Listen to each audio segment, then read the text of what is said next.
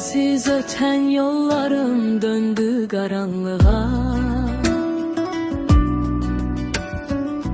Her adımda izini aktardım havada. Bir ses geldi içimden, gelecek diye bile. Gece oldu, gün açtı, sen yine yok idin ahıda. Çağırdım adını bin kere, sükuttan başka hiç ne gelmedi. Gözledim sabaha akşama, bu yolun sonuna sen gelmedin, sen gelmedin.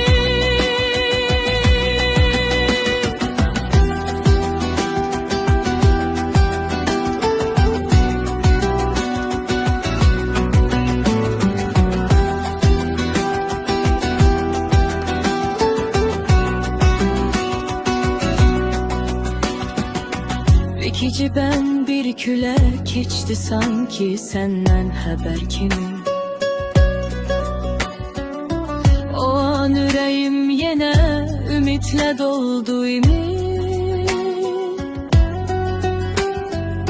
Ama zaman öğretti, her hayal boş değil.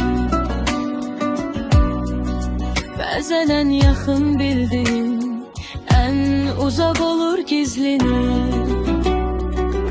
Çağırdım adını bin kere, sükuttan başka hiç ne gelmedi. Gözledim sabaha akşama, bu yolun sonuna sen gelmedin, sen gelmedin. Köprüde tarihin oyunu idi hamması, seni getirmedi yolların yazısı. Ben ise değişmedim bir can hissini, gecede bağışlamır bu suskun ağrını.